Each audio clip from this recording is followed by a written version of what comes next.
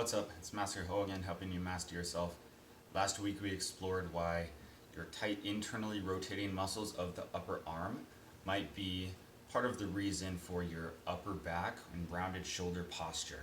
This week we're going to talk about how your externally rotating muscles as a byproduct of that might be weak and how you can strengthen them.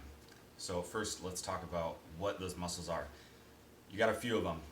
As far as externally rotating your upper arm, there's three rotator cuff muscles that externally rotate. There's a supraspinatus, infraspinatus, and teres minor. And along with that fourth one, the subscapularis, that is your whole rotator cuff. So a lot of times people talk about the rotator cuff as thinking it's just one muscle. It's actually four, with three of them externally rotating and that one internally rotating. So those move your upper arm, your humerus bone, and the muscles attach at different points of that humerus to your scapula. So they're connected to your shoulder blade. So that means that anytime you move your shoulder blade, those are going to be involved in some way. So in terms of how this affects the posture, it's going to have implications. Along with those externally rotating muscles, there are also a few others that connect from your scapula to different parts along your spine, and that has implications because if your upper back is rounded and those muscles are weak, it's going to make it so that your shoulder blades are being pulled into that position and therefore are not strong enough to oppose that. So those muscles are your serratus anterior, which works in synergy with your middle and lower traps, as well as deep to the traps, the rhomboid muscles. So the rhomboids pinch the shoulder blades together.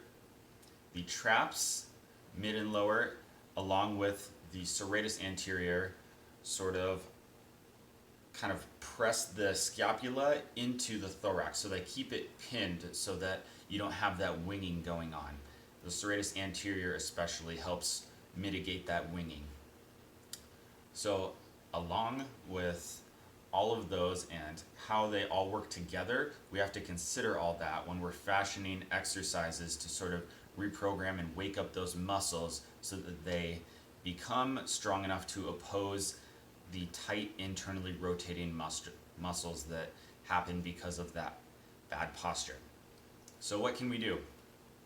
Well, we're going to take a band and we're going to kind of vary a pull apart firstly.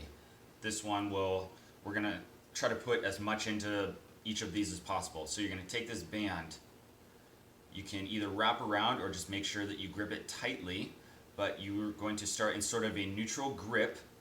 And then as you pull apart with the band, you're going to externally rotate your arms so that your thumbs are facing out. So that's getting the external rotators.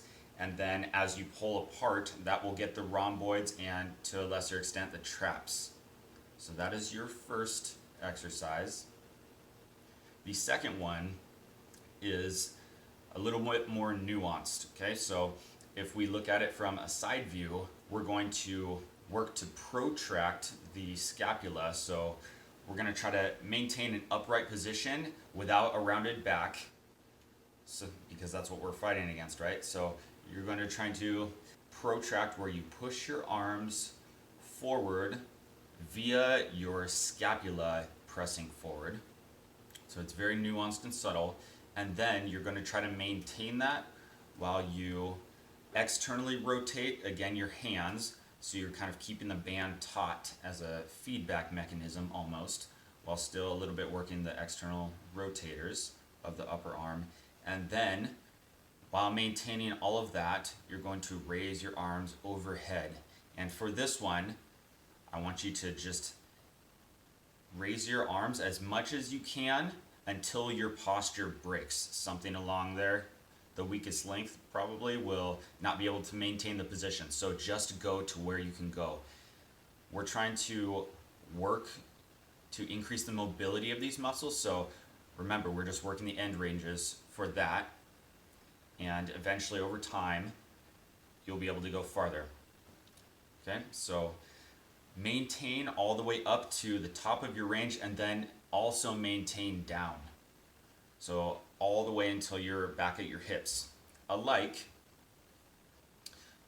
we want to make sure that for all of these, you're doing quality reps. So it's not as many as you can get in one set. It's as best you can do a single rep while maintaining all of these nuanced subtleties within the movement to make sure that you're mitigating the bad postures as well as reinforcing the good postures that happen as a byproduct of contracting and maintaining the contraction of the muscles that we're specifically looking for.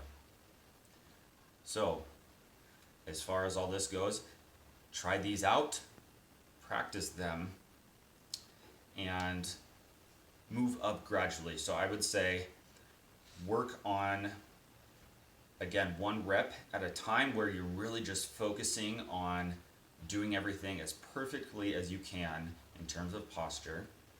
And then you could even start to incorporate a time component where you're holding and trying to maintain as a sort of endurance mechanism to the exercise. That could be beneficial. And then just work up in time or whatever component you're training. Do this in combination with those stretches to try to alleviate the tight internal rotators and try to strengthen the external rotators and postural integrity muscles of the scapula. For an added bonus tip for these, if you want to sort of ground and maintain and even make this sort of almost like a full body kinetic chain complete exercise, you can posteriorly tilt your hips to sort of ground and lock in everything. That might even help you with the protraction. Just make sure not to round your upper back, because that's exactly what we're fighting against for this. Give this a try. Let me know how it goes. I'm Master Hogan, helping you master yourself. Until next time.